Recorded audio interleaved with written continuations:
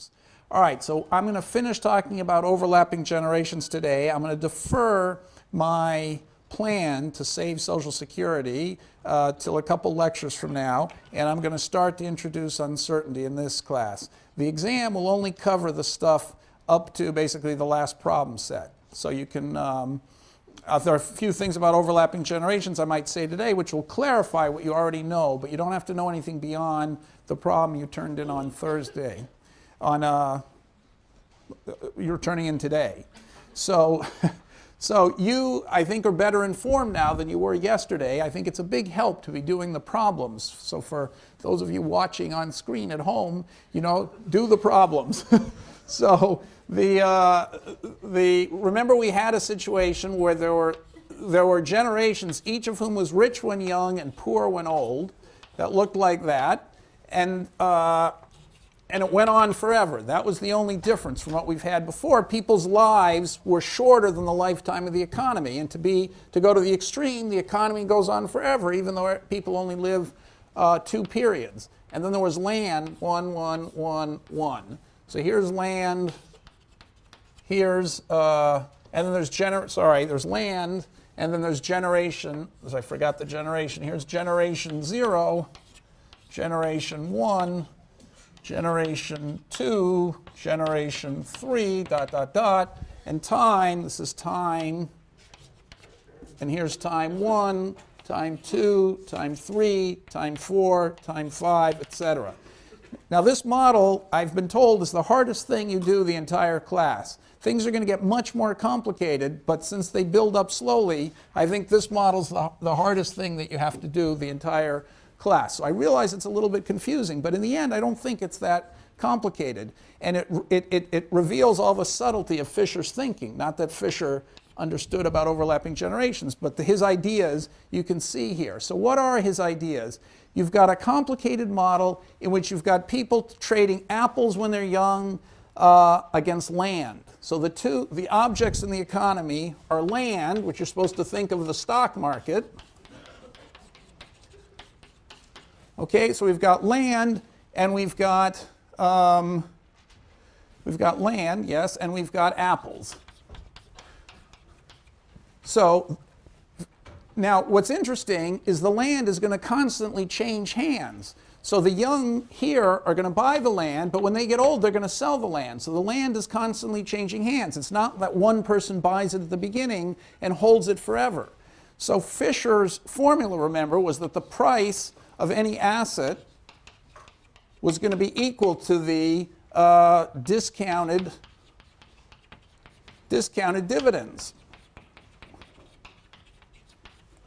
And the logic seemed to be at the time that the price, you know, if the person was going to buy the asset, they could take the money now, or they could wait and get all the dividends in the future, and they would compare, you know, what they would get out of the dividends in the future to what they have to give up today. But you see, in this example, it's a little more complicated. Nobody's going to hold the land and get all the dividends. Each person who buys the land knows that he's going to sell it long before the land is stopped, you know, before getting all the dividends from the land. And yet, the price of the land is still given by this formula. So we never used the fact in Fisher's argument that the same person had to hold the asset till the end. And so now we have a case, an extreme case, where people only hold the asset for 1 period. It's always turning over, turning over, turning over, but still the price of the asset is equal to the discounted dividends. So the secret to solving this problem, according to Fisher, is forget about the asset. That makes it too complicated. Fisher's argument, again, is take financial equilibrium. Maybe I should write it on a different board. Fisher's argument is financial equilibrium,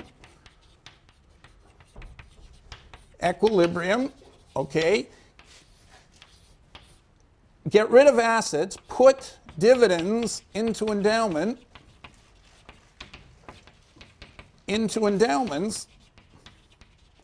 and transform it into general equilibrium, the very thing you solved in the first couple days of class, okay, and then go backwards and figure out what the financial equilibrium is. So, although it seemed very easy before, it's a little subtler this time, but it's the same principle. Whose endowment should you put the dividends into? the land is changing hands all the time. There's a new guy owning it, a new guy owning it every period. So whose endowments do we increase when we put the dividends of the land into someone's endowment? You put it into the endowment of the guy who owned it first. So put dividends into endowments of original owners. Okay, so this old person who has the right to the first apple, his own endowment of an apple, and also the right to the first dividend, but he actually has a right to all the dividends. So his endowment, the endowment of Mr. Zero, okay, is going to be 2, 1, 1, 1, etc. Because he has his original apple, plus he's got, and he has his endowment of an apple, because everyone when they're old has an apple. He's also, because he's owned the land before, gotten the right to this first dividend of the apple, that's 2, and because he's the original owner of land, he owns all the future dividend streams of the land. Okay, so we can forget about land after we've stuck the dividends into the right person's endowment, and now we just trade as if it's general equilibrium. We just look for supply and demand and the present value prices, which are P1, P2, P3, etc.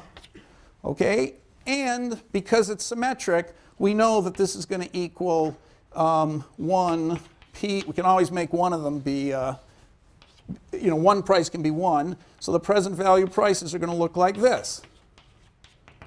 Okay, and the reason I can make this simplification is by symmetry. Every generation is the same. So it's obvious that I'll be able to keep repeating the same argument over and over again. Okay, and so what do I have to, okay, so remember, the land has disappeared here. Even though this generation is buying the land and selling the land, in Fisher's story, you don't have to pay attention to that. This guy bought the land and then he sold the land. So he, it was a fair trade. So he started, he started without it and ended without it. The fact that in between he used the land to save, you can already do that in a general equilibrium. You don't need to think about the land, because the only reason this guy is buying the land is to use it for a means of saving, which is already in Fisher's equations. So to solve for equilibrium is then quite simple.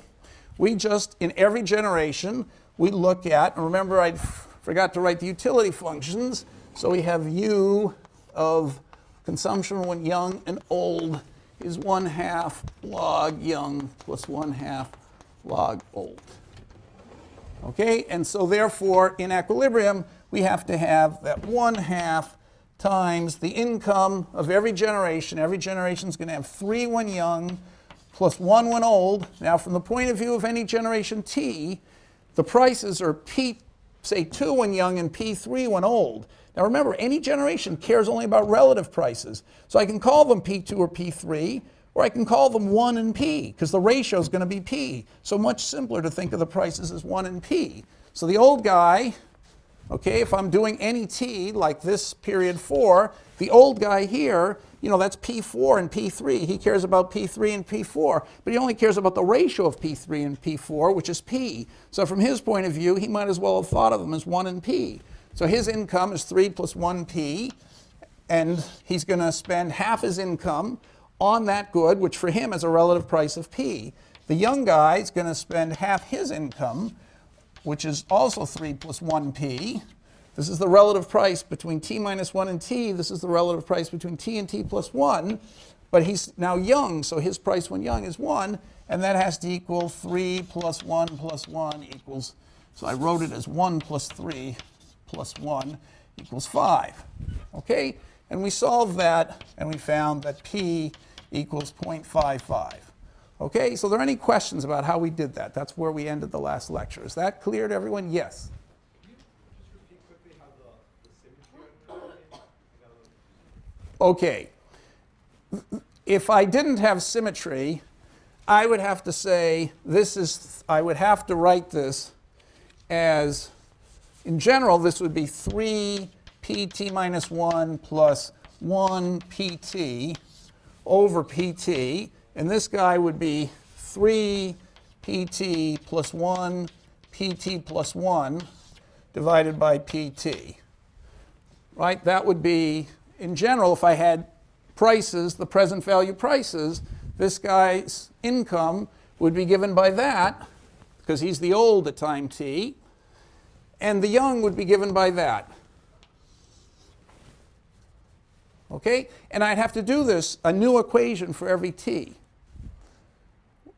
You asked the question, right? So does that make sense? Okay, but I have to do that for every single t. So I have an infinite number of prices and an infinite number of equations. But then you say to yourself, well, you know, this is, if I take the ratio of pt over pt minus 1 to equal p, okay, then the ratio of these two prices is the same as this price. And so I've got, you know, I'll have one equation in one unknown variable, and that same equation will get repeated every other generation. Because when I go to generation, you know, s, which is another generation, all that matters is the ratio between pt minus 1 and pt pt plus 1. So if I assume those ratios are always the same, I'm going to be repeating the same equation over and over again. So if I can solve it once, I can solve it an infinite number of times. It's basically the same equation written infinitely often. And so as long as I keep these ratios constant, I'm just doing it over and over again. So I only have to do it once. So so it doesn't have to work out that it's, you know, that it's just because, you know, every generation has the same endowments and every generation has the same utility. That's why it's such a simple thing to solve. Yeah. So is the regular P before you erase this then a sort of a weighted price that becomes the old age consumption price because we assume young age price is 1? The P, this P, is just the ratio between, this is how I got P. PT, okay, P is PT over PT minus 1, which also equals PT plus 1 over PT. The ratio of all the prices is always P. Okay, the ratio between time t and time t plus 1, this good is more valuable than that good. This good is only worth P is 0.55. It's only worth 55% of this good. And then this good here is only worth 55% of that good. So the symmetry assumption, you know, but the symmetry of the problem suggests that I could guess that the prices are going to, the present value prices are going to decline by the same percentage every period. So, okay, so any other questions? I mean, we'll keep going with questions. Yes? Yeah, what is the endowment of the original old guy? He's the guy who owns the land. So what does he have? He has one apple when his endowment, when he's old, like everybody else who's old. He has an apple, you know, his own tree in his backyard gives him an apple when he's old, okay? Or, you know, when he's an old man or an old woman, he can sort of, you know, barely scrape together one apple.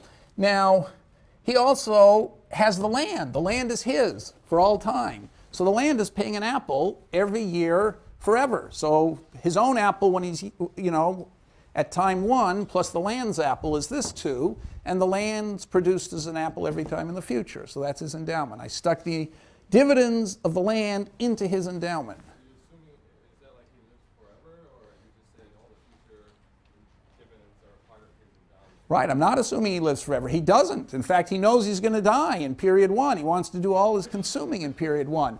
But he has endowments. So that's another subtle thing about this. You can own endowments that, you know, occur after you're dead. You know, if you own a tree, the land is going to be producing stuff long after you're dead. So when you sell off the land, you're selling off those future dividends. Okay, of course, you're not going to hold the land. If you don't care about your children, you're not going to hold the land beyond the time you live because you want to just consume as much as you can. So you're going to sell off the land and consume. But you're selling off all of these future dividends. Okay, so another thing this model gives us is a new argument for the real interest rate, real R being greater than 0. So why is it? Because from this formula,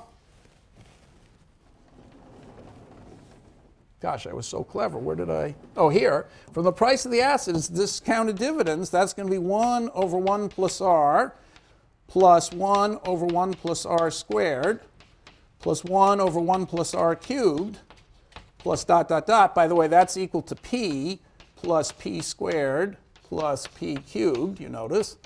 Okay, so the discounted value of the dividends is the price of land. So the price of land, of course, has to be finite, you know, because, I mean, if the old guy owned a thing worth an infinite amount of money, he'd sell it and he'd buy everything in the world. So if you're going to have equilibrium, you know, there's no plot of land that sells for for $100 trillion. The price of every plot of land is some finite amount.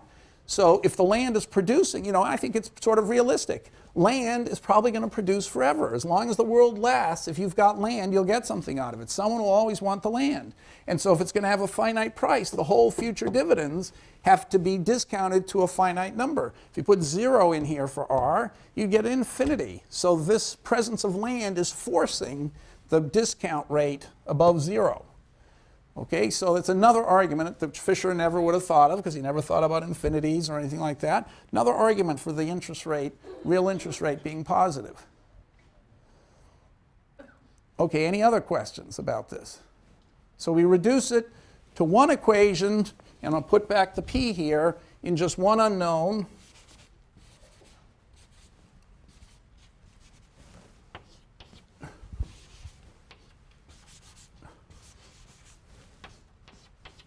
Okay, equals 5, and we solve it and we get P equals 0.55. Okay, and it's a quadratic equation, so you can all solve quadratic equations. Now, in this, okay, what else do I want to say? So now, you could analyze all sorts of things. You could do the same comparative statics Fisher does. Suppose we changed the utility function and made this, you know, a third instead of a half. That would correspond to doing what? Making people more what? Impatient. Okay, and what would you think would happen to the interest rate? Go up. Okay, so in the Excel file, we're going to do just that. We're going to see it's going to go up. Instead, we could do the Social Security thing, and we could have every young person give something to the previous old, which means everybody's endowment goes from, say, 3 to 2 and 1 to 2. Okay, so they get more in the future and less in early on. So again, you could resolve for equilibrium, and Fisher's saying if you've got more endowment in the future and less in the present, you're going to have a higher real interest rate. So you get a higher real interest rate. You know, you could make the land more productive and change this to a 2 everywhere and see what happens. Okay, so in this Excel file, I do that. Maybe I'll come back to that.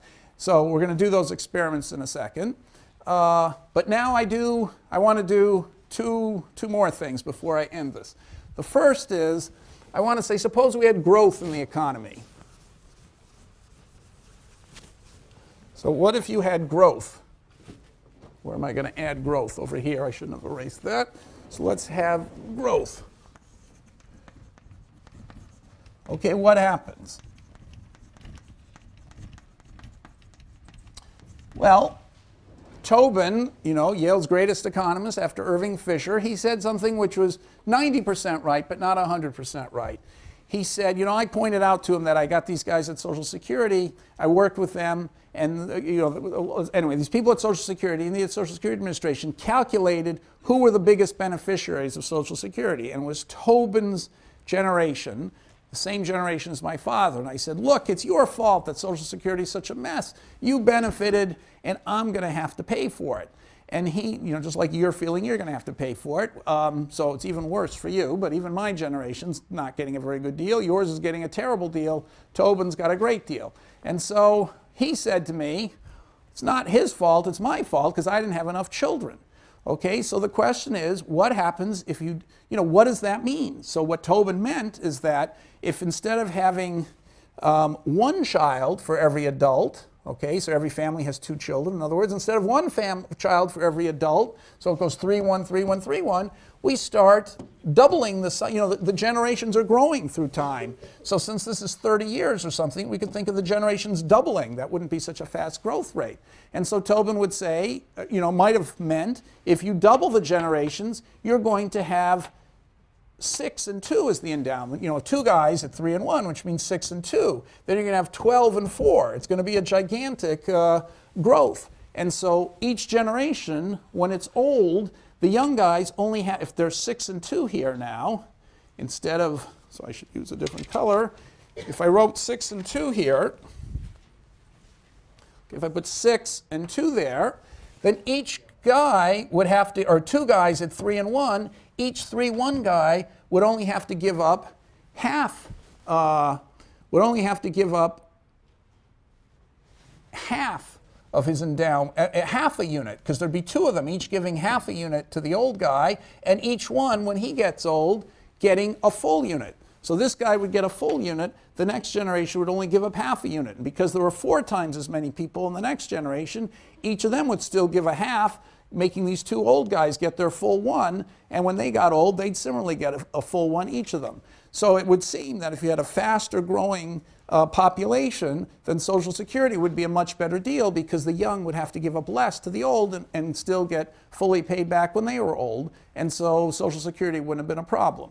Okay, so why isn't that so why wasn't it our fault, my fault? In your generation, there's probably not going to have any more children than my generation. So what's the, is that true, Tobin's argument? Is it true that if we just had enough children, we could pay, no one would have to lose out in Social Security? We could make the original generation better off, and also every other generation after that better off? Yep. I think it would raise interest rates so that even giving up a half to get one would be a loss in the real terms. Right.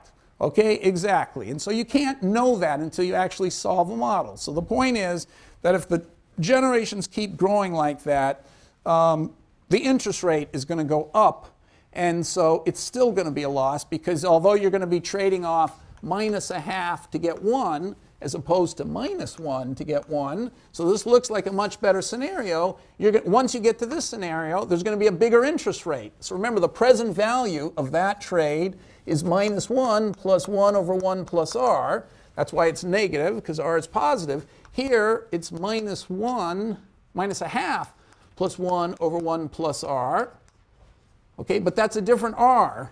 That's an r, I'll put it at the top. That's in a new economy, a growing economy, and that r is going to be a bigger r. So you're going to, even though it's minus a half instead of 1, this thing's going to be small enough, so you still end up losing money. Okay, but you'd never know that unless you solved it.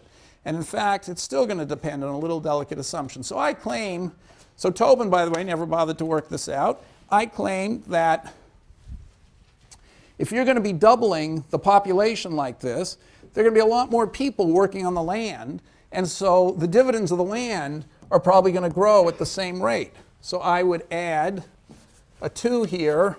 I'd make the dividends of the land also double if the population doubled. Okay, so the land dividends are going to grow.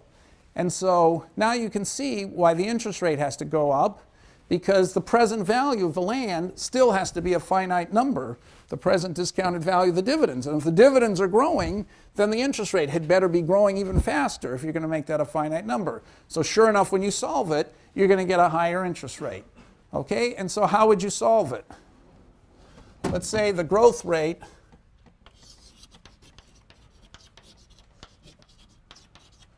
equals 1 plus is g. So 1 plus g. The growth rate is g, and so every generation is 1 plus g times bigger the previous generation.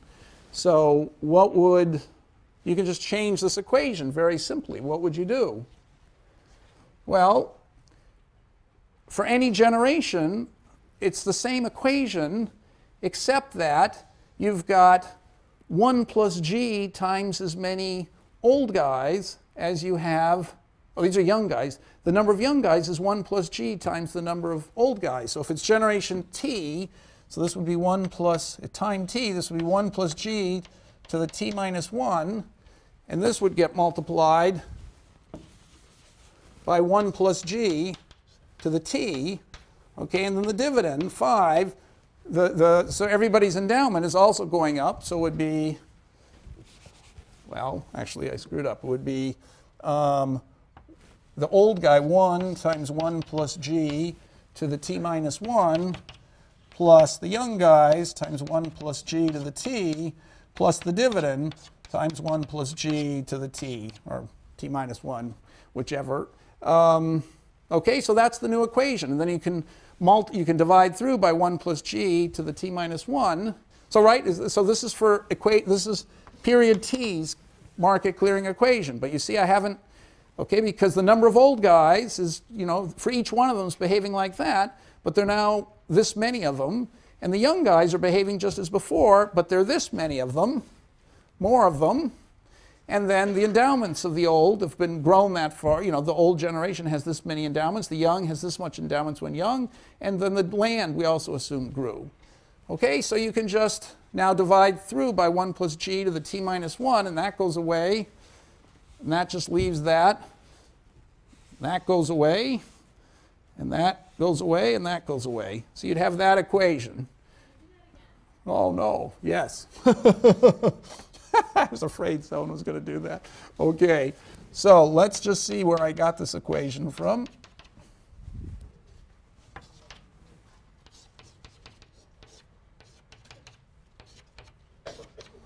Okay, so I took my original equation, which didn't have any 1 plus g's in it, and I just said if I had growth in the economy, it's no big deal to take that into account. I'm still going to have one equation, so I can still solve it. It's just that at every time t, how many old guys do I have? I have each old guy behaving the same way as before, except that now, there's been a growth of 1 plus g. This is a generation before this one. So this generation is of size 1 plus g to the t minus 1.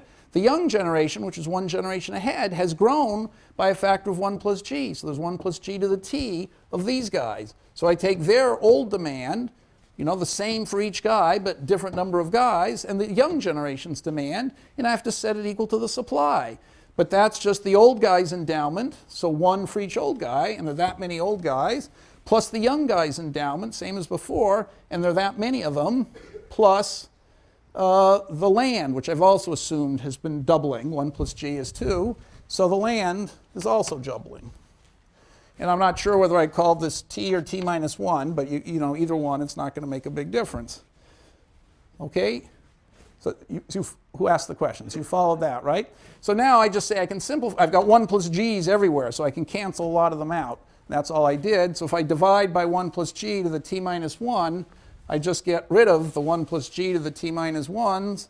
I change 1 plus g to the t divided by 1 plus g to the t minus 1. That's just to the first power. I got rid of this one. I made this to the first power and this to the first power. Okay, so I can solve that perfectly easily. Okay, and I'll do that in Excel in a second. So, and then we can see what happens to everybody's utility. So are there any questions about what I did here?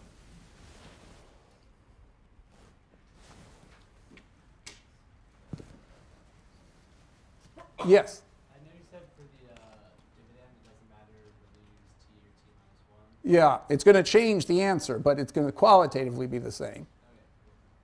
So if we were doing this numerically, would we still want to go to the old generation and t minus 1? Well, it depends whether when I do this I want to say this is 2, 4, 8, 16, or whether I want to call it 1, 2, 4, 8, 16. So I don't know which is the right thing to... Probably I should have done 1, 2, 4, 8. Probably the way I have it here, which is t minus 1. Okay, any other questions about this? Okay, so the last thing to do is to just do it numerically, because it's a pain to have to solve these. These quadratic things. It's only one equation, but it's still a pain to solve. And I happen to have written a file that you can use to solve these all automatically.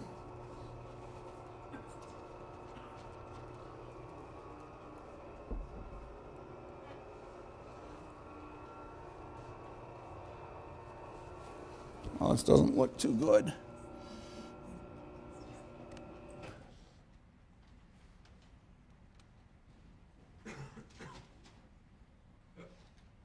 Okay, so the first case I did is I say, suppose A, that's the exponent for how patient you are, it's half.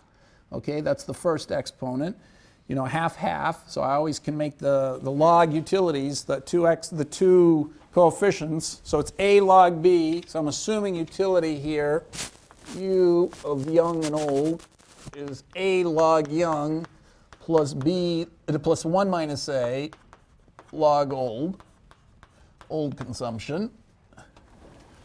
Okay, so A I took to be a half. That's just what we were figuring out. I took the endowments when young to be 3 and when old to be 1, and the land output to be 1 forever.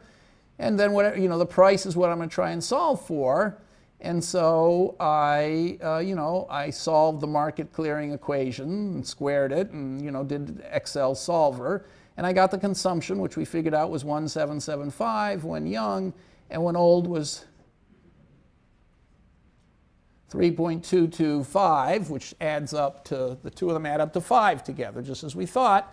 And so I even calculated the utility of each of the people. I didn't take log utility. Actually, I wrote a monotonic transformation. I put y to the a, z to the 1 minus a. It was easier for me to, you get positive numbers. That's just that's e to the u. So I might as well describe utility as the exponent of u. Take e to it, so it's a positive number. When you do logs of small numbers, you get negatives, so that's easier to look at. So that's the utility. Okay. Now we can do Social Security. What happens with Social Security? The only effect of Social Security, remember, is the same model. You just take stuff away from the young and give it to the old. So nothing changes except the young's endowment goes down to 2 and the old's endowment goes up to 2. And then the rest of the model is exactly the same. And so, of course, it's going to give you a different price. PA is different. So PA is smaller. That means today's price of next year's good is smaller. That must be more discounting. So I did the interest rate, 1 over 1, 1 over 1 plus R equals P. So, the inverse of P is this thing.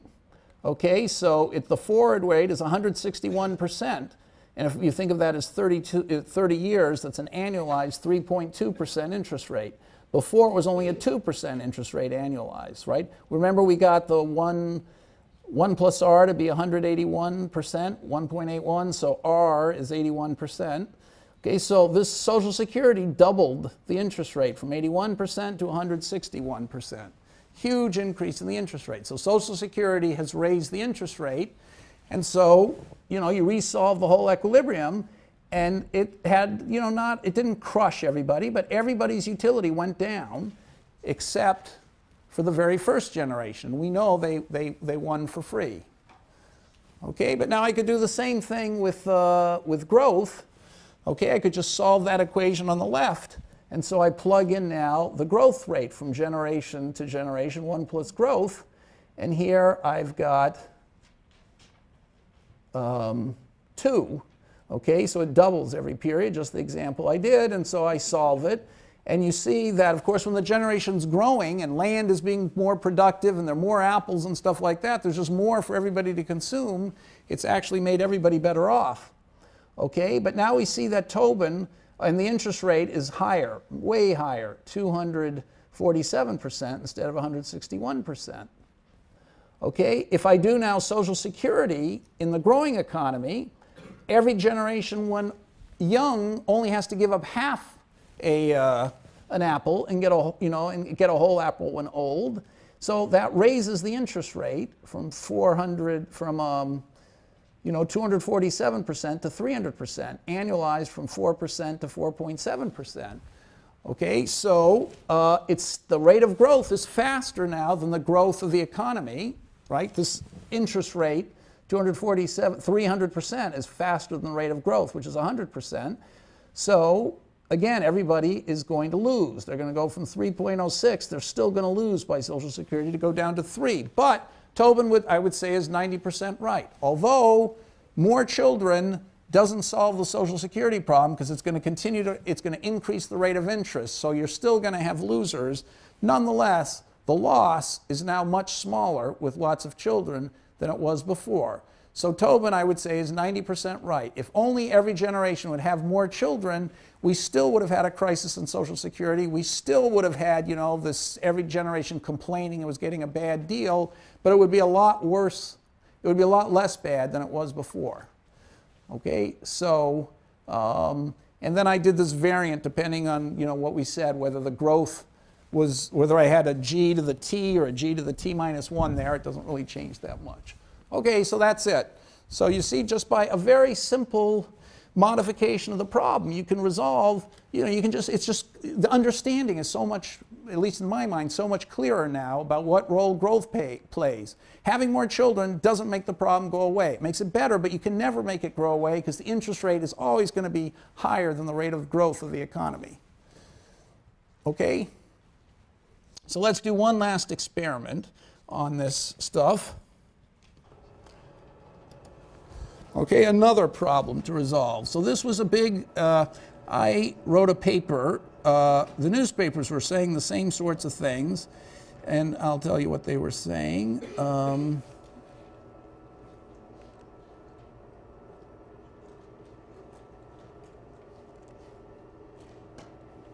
Oh no, I didn't mistake. Sorry.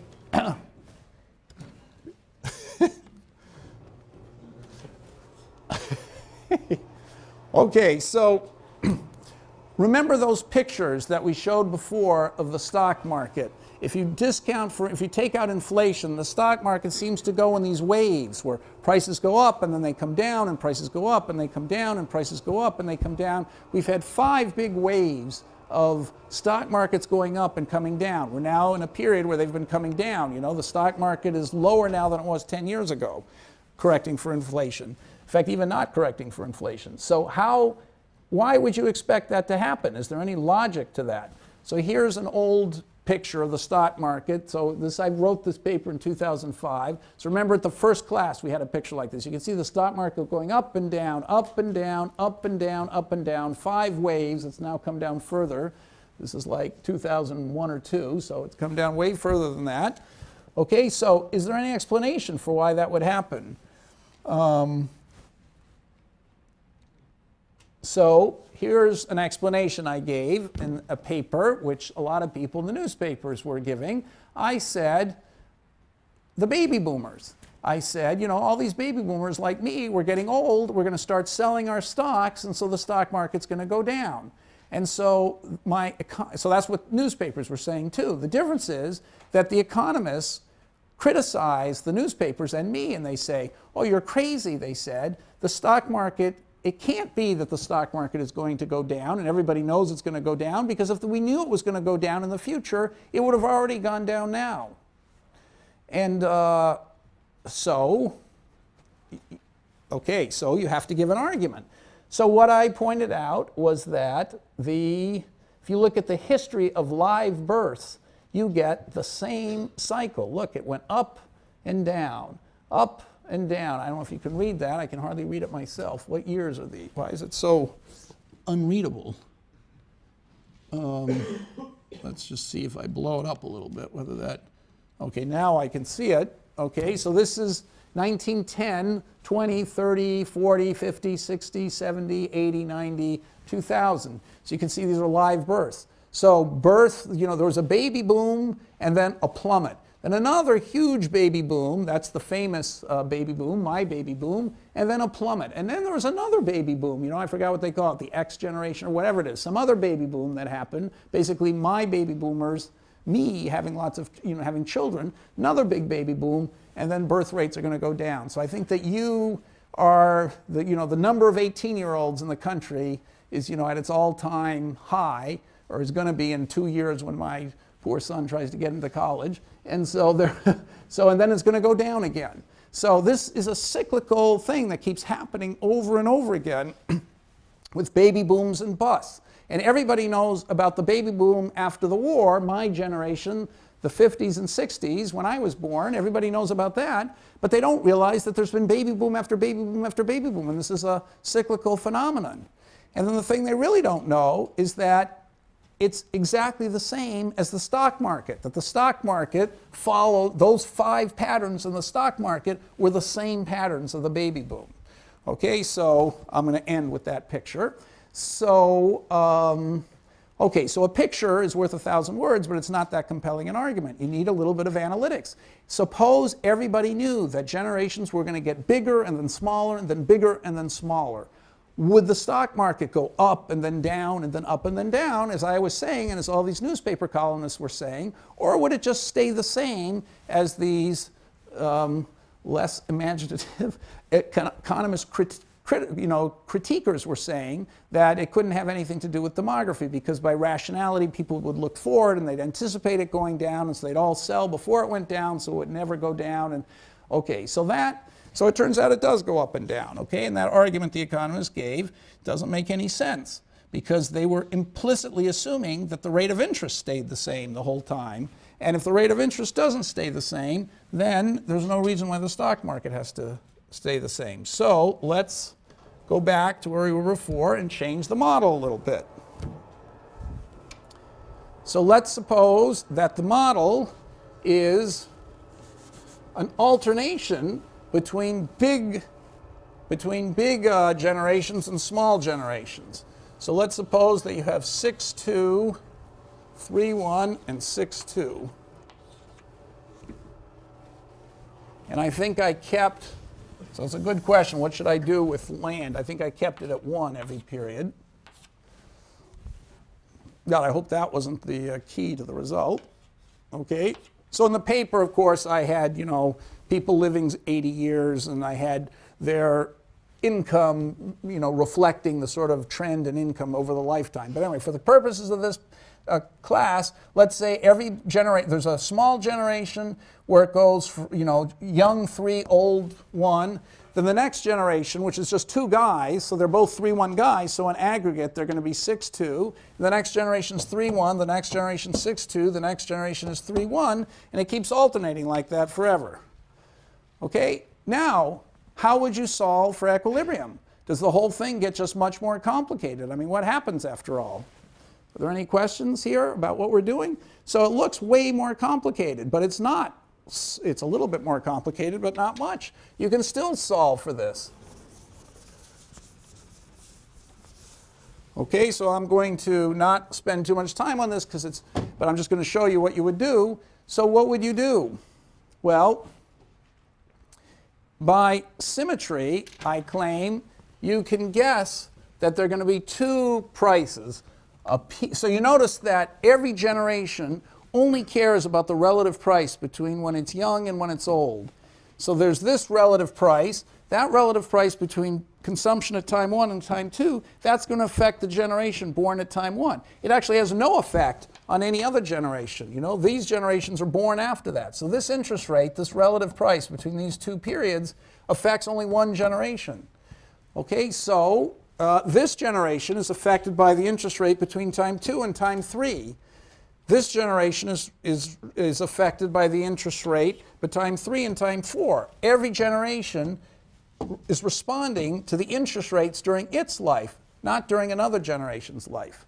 So by symmetry, I think you could guess, and it turns out to be true, that there's going to be a price, a relative price, I should call them small, relative price for the small generation and a relative price for the big generation.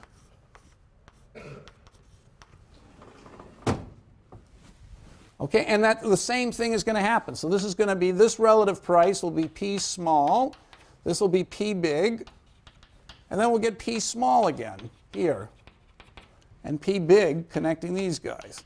And it's just going to keep repeating itself over and over again. And by symmetry, you could guess that the equilibrium would look like that. Is this making sense? It's not making sense. Is it making sense? So what would I have to check to see that there's equilibrium? Well, any generation, so let's do it over here. Let's do a small generation.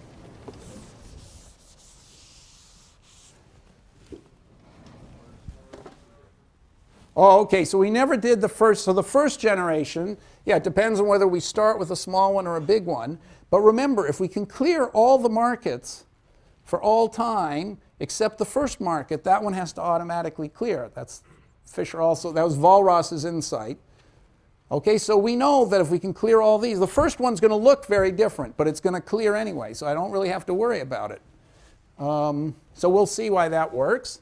So what are the generations? So I'm going to now talk about market clearing at any time except the first one, which is more complicated. The first one seems really complicated because there's this guy Zero who owns these dividends that go on forever. But of course, they're just worth the price of land, which he's going to sell off. So, but anyway, we'll come back to that in a second. So in every generation, every time period, you're either going to have when small generation is young, okay, what do you get? What's the market clearing equation going to be? Well, the small generation is going to be young, so that means the old generation is big. Sorry, so there's a half here. So the big old guys, their endowment is going to be 3, sorry, it's going to be 6. There are 2 of them, so I can multiply, I can put the 2 out here. 3 plus 1 P big, okay, divided by P big. That's the big old generation, plus, and the young generation, there's just they're the usual 3 plus 1 P young divided by 1, okay, has to equal, now how many endowments do we have? We've got 2 old guys plus, each owning 1, so that's 2 times 1, that's their endowment, plus 3, that's the young guys, plus the land dividend, so that's 6. So this should be P small, not Py, P small. No, I don't, because the old guys, the big generation is old, so small generation is young. So the young generation, they're consuming in their youth now, so they're looking at their endowment. The price when they're young is 1. So their young endowment is 3, their old endowment, their income is 3 times the price to them of 1 when they're young, plus the endowment of 1 when they're old times P small, divided by the price when they're young, which they're thinking of as 1, right? They only care about the relative price between young and old. And that relative price is determined by P small. So I could call it PT and PT plus 1, but I know that ratio is going to be P small. So really it only depends on the ratio. So I might as well just use the ratio, P small. This is a crucial idea that I've used 100 times, and I think I've used it now, 3 or 4 times anyway. So, but I think some of you don't quite know what the hell I'm talking about. So somebody asked me a question if they don't know why this is right. Whoever just asked it, maybe you still don't know why it's right. Who asked this question a minute ago? Yes. Do you understand how I got this, or you do? Okay? But when the old guys, see the old guys, which is the big generation, we're clearing time, we're looking at this time. So the total endowment is 3 for the young generation. Their endowment is 2, and the 1 unit of land, that's where I got the total supply of 6. So this generation, when it's young, they care about the P small, the relative price between here and here. And so they're looking at P small, the relative price of 1 to P small. The old generation, at the same time, is looking over their lifetime at the ratio of consumption here to here, which is given by P big. So they've got a P big here, and they're consuming when old, so they're dividing by P big. Okay? But now we've got a second equation, which is when big generation is young. So why don't you tell me what that equation is going to be? How much is the endowment when the big generation is young? So that's maybe clearing at this time. Here the big generation is young, so what's the endowment? It's going to be the young, so the old, there's only going to be 1 old guy. There are going to be 2 young guys, each have endowment of 3, plus 1 unit of land, so that's 8. And you can see that adds up to 6 plus 1 plus 1 is 8. Okay, and what's their demand? What's the demand for the 2? So there's the old. What are the old going to be doing here? It's in this generation we're doing the market clearing. Somebody knows how to answer this. Yeah. Don't they have 2 when they're old as well? So 2 times 3 plus 2. Over here, the small generation only has 1 when it's old. Big generation. But big generation, that's over here. We're clearing at this time period. So there's a bunch of young guys and just a few old guys. Oh, okay. So the endowments are 6 plus 1 plus 1. The time is going that way. So that's why that's an 8 over here. 1, so 1 So this is the one old guy's endowment. 2 young guys who have 3 each, that's endowment of 6, plus the land is 1. So you get 8. That's how I got an 8 over there. That's the supply. So what's the demand? Who's trying to buy the stuff? What's the demand of the old guys? They're going to spend all the resources they have. So, and that's going to be what? They're planning to spend when they're old. Okay, we're doing this one. So when the point of they make their plans when they're young. They anticipate what the prices are going to be, and so how much do they plan to spend when they're old? 3 plus 1 p what? P what? What p? P small, exactly. Over p small plus, what are the young guys doing? We're over here. So 2, there are 2 of them.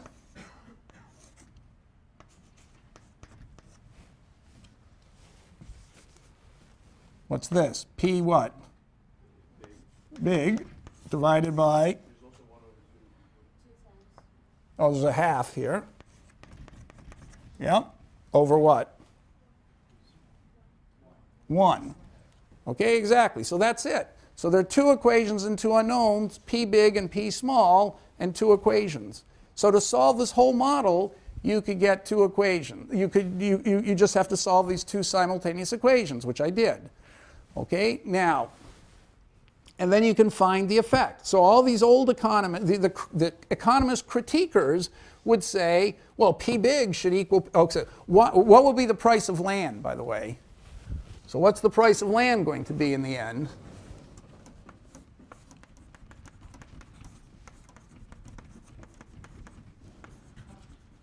What's going to be the price of land, according to Fisher, at time 1? At time 1, let's say. So right here, what's the price of land? Remember, it's the price after the dividend is paid. So what's the price of land? Let's do the present value of the discounted dividends. What would it be? Maybe I better write it over here.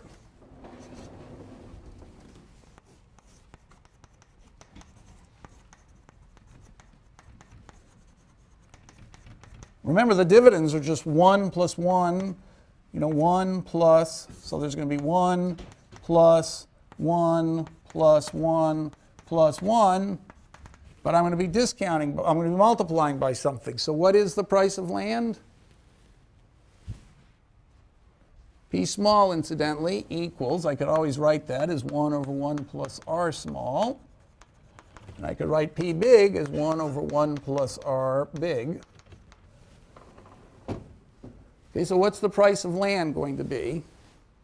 So it's the price of land starting here just after the dividend is paid. So it's very, it's hard to think about this. But if you can figure this out, then you've totally understood everything in the course, because this is so much more, it uses all the ideas in a just way more complicated way. Yes? It's a geometric average of the R of small and R of big. Well, start telling me the formula. So if I want to multiply, if I want to do the first terms, what is this first term? It's R. R of small. So you would put 1 plus r small here. Okay, and now what would you put over here? What? 1 plus R big. You'd put 1 plus r big here. Times 1 plus R. Okay, very good. So now you guys really know what's going on. And what would you put over here? Times 1 plus R small. Okay, exactly. 1 plus r small times 1 plus r big times 1 plus r small. Okay, that's that one. I'm going to stop with that. Too much.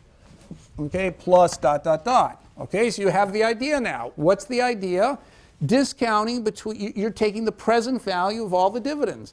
So this dividend, you have to discount it by 1 plus r small. This one, you have to discount it twice. First to bring it back here, that's 1 plus r big. Then to bring it back here, that's another 1 plus r small. So 1 plus r big, 1 plus r small. The third dividend, you discount first at the small, discount, then at the big discount, then at the small discount.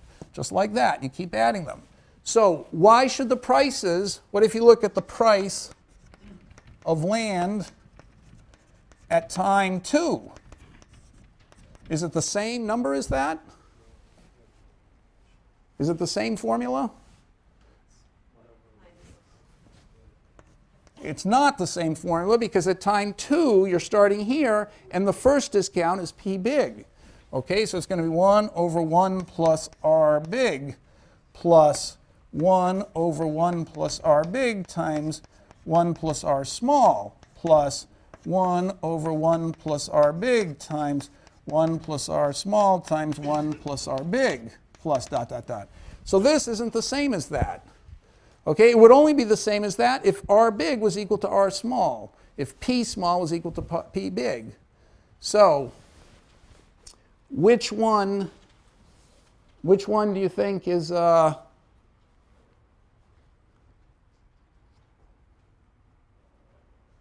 which one do you think is bigger? You think P small is equal to P big, or one of them is bigger than the other? And why?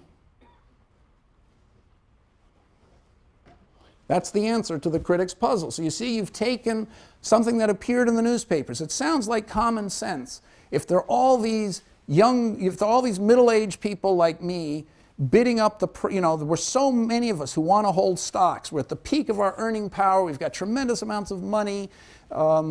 We want to, what are we going to do with it except put it into stocks? You'd think common sensically the price of stocks would have to go up. When we get old and we're selling all our stocks, you'd think the price of stocks would have to go down. Okay, so that would tell you that the interest rate was going to be bigger or smaller. So that would suggest that the price at time 1, when the small generation was young, would be low, and the price at time 2 would be high. Okay, and that could happen if this interest rate was low and this interest rate was high. Okay, but does that happen or does that happen? You can't know until you solve it in a model. The critics said, oh, that can't be right because somehow, the price should even out and everybody will be looking ahead and buying or selling at the right time. You can't buy and sell at the right time because you're going to be dead. So you don't have much choice except when you're young here to save and when you're old here to dissave. So, they seem not to have overlooked that small problem. So anyway, okay, so the point is that to know the answer, you can't just reason it out verbally. You have to write down a model, solve for the model, and see what happens. And sure enough, it happens like, okay, so we'll go back to the paper now. Well, okay, are there any questions about this?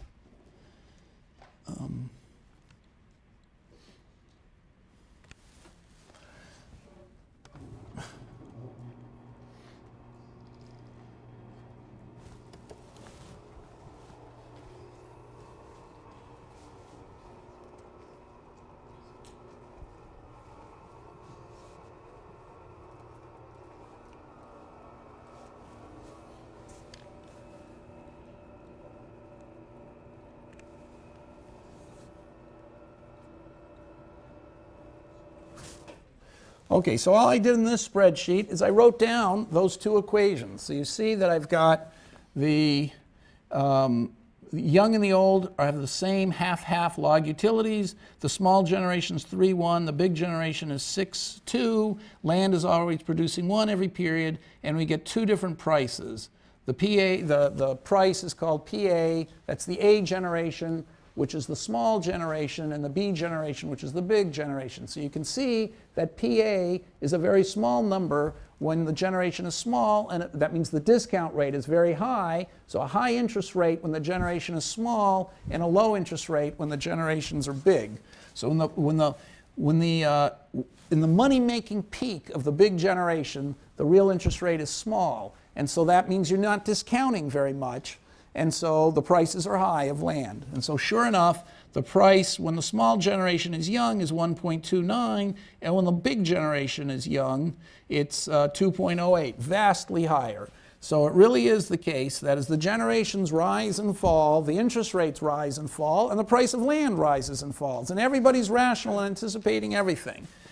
Okay, so there really is, it really could be. I'm not saying it's true, because it could be a coincidence that these things all matched up. But the fact is, demography can have a big effect on economic equilibrium in the stock market, and you can be an economist and believe in demography. You don't have to be a Marxist or something to think demography and fertility and all that stuff is going to affect the economy. And for a long time, economics tried to wall itself off from other social sciences and say, oh, those fertility people and all those touchy-feely people, it's got nothing to do with the real markets. Well, it has a lot to do with the real markets.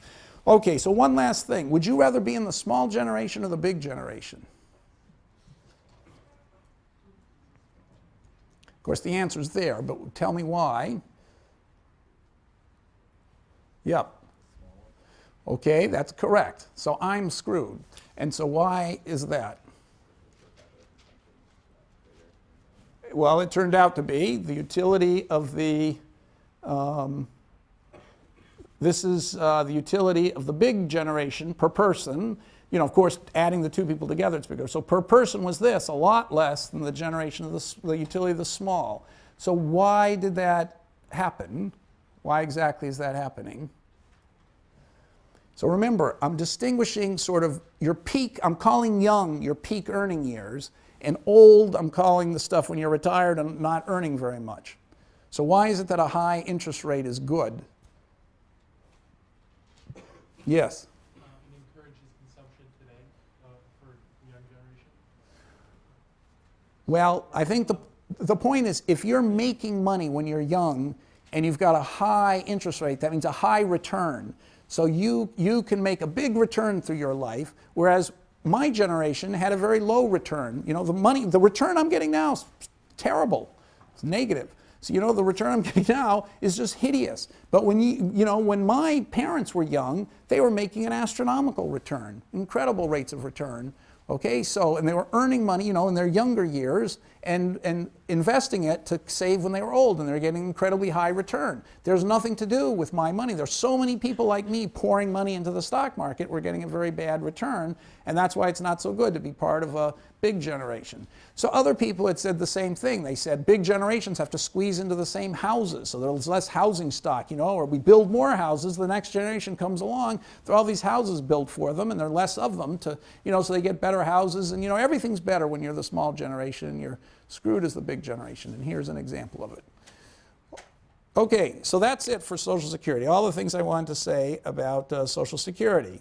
Now, the exam, as I say, will end with, you won't have to do the 2 generations and all that stuff on the exam, but the first part about solving for the 0.55, that one you might have to do something like that. But anyway, the lesson that, you can have a controversy in the newspapers with arguments on both sides. You never can figure out the right answer till you write down a model. And the model can be very simple, the kind of thing you could do as an undergraduate. That's the lesson I'm trying to communicate. All right, so from now on, though, we have to change gears, and I think the course gets a lot more interesting, okay? But we needed all this background basics to have the logic of finance. But finance is really nothing without uncertainty. If you don't know what's going to happen tomorrow, that's when the thing gets interesting. That's when you have to think harder. That's when people make mistakes. That's when a hedge fund can make a profit. That's when, everything gets more exciting when there's uncertainty, and we have to start adding uncertainty to our thinking about the world. So since I only have a few minutes, I'm going to spend the last few minutes just reminding you of what you're supposed to know about uncertainty. Which is this slide. Okay, so it's not a very complicated thing. Where's the, I see PowerPoint. Okay, so there are 2 kinds of uncertainty, one of which we're never going to get to. So the uncertainty that we're going to work with in this course is everybody understands what could possibly happen. So this was a brilliant, states of the world model, it's called. So Leibniz is supposed to say states of the world right there. Leibniz was the one who first invented the idea of states of the world. He said we live in the best of all possible worlds. So if you don't know what's going to happen in the future, we're going to represent that as many potential states of the world. Now there are other ways you could model uncertainty, and philosophy is a big, big subject in epistemology and philosophy. I'm going to stay hew closely to the states of the world thing. So if there's something about the world we don't know tomorrow, I'm not going to assume that it's just vague in our minds and, you know, we can't quite make it out. I'm going to assume you actually can make it out. It's just you don't know which of the possibilities are going to happen. So it's many states of the world. So a example of that, of course, is spinning a dice or spinning 2 dice. So you don't know, which of 36 possibilities is going to happen. Each of those would be one state of the world. Okay, so we can, so those are all the possible sums. So there are more states of the world than there are outcomes, notice. You can get 2 through 12 as the sum of the dice, but there's still 36 possible states of the world. And so that random variable, the sum of the 2 dice, is expressed as a function. It says in every state of the world, what is the random variable's value? So our state of the world, by that I mean something that's so detailed that it tells you the value of every random variable. So that's how I'm going to be thinking of uncertainty, that we're here today and a bunch of different things could happen tomorrow, and this is an exhaustive list of everything that can happen tomorrow. We're going to have to come back and criticize this assumption, but it introduces uncertainty in a way which is still quantifiable and not vague. Okay, so you can talk about the histogram of outcomes of the dice, how many ways, what chances are the chances of getting a 7, 6 out of 36, etc. So this is stuff I'm sure you all know. Okay, the most famous histogram in all of mathematics is the normal distribution, which I don't have time to explain. And so a normal distribution, remember, is this exponential thing. The dice example, is sort of looks like it. In fact, if you had enough, dice and you kept averaging their outcome, it would be normally distributed. So lots of things turn out to be normal. One of the properties of normal is that the tail gets small very quickly. Okay, and so you're not going to get very many outliers. The normal distribution is a very common distribution. There are lots of reasons why it should occur all the time, and it's also mathematically very easy to work with. And so economists for a long time assumed everything was normally distributed, but an implication, as I say, of normal distribution is that it's very unlikely something extreme is going to happen because this thing goes down exponentially fast to 0. So you're almost never going to see something way out here. Yet we get these crashes fairly frequently. If every 10, 20, or 30 years or something, there's some gigantic outlier. So clearly things can't be normally distributed, and that's called fat tails. Okay, and I'm sure you've heard about that in the newspaper. We're going to come back to that. Okay, now there are a couple things that you need to know. So you can represent the payoff of any random variable as a picture, in every state, what its payoff. Okay, so a riskless random variable, riskless investment will pay the same amount in every state. So I still have a few minutes here. Okay, okay, so now 2 incredibly important concepts, which I'm sure you know, or at least the mean you know. Just the average, what's the expected payoff? So the expected payoff is you multiply the outcome in every state by the probability of the state, and you add it up. Okay, so there are how many different ways? So if you have 1 dice, okay, you can figure out the expectation of 1 dice. It's equally likely to get 1, 2, 3, 4, 5, or 6. And so if you add all those up, multiplied by a 6th, you get 3.5. So the expectation of 1 dice is 3.5. The expectation of 2 die is therefore, okay, so that's 1 dice. Okay, now the expectation of adding 2 dice together is, of course, going to be 7 because the expectation of 1 dice is 3.5 and the other dice is 3.5, and so the expectation of the sum is the sum of the expectations, so it's 7. Okay, so you know that. Now, one more thing that you have to know is the variance. So how do you measure how uncertain you are about what's going to happen? Well, the simplest number to do, like with the dice, is to say, okay, the expectation is 3.5. When we don't get 3.5, it means there was some error. Our expectation wasn't confirmed. So you could just measure the error as the distance between 3.5 and what you actually got. So if you got a 4, you could say you were off by a half.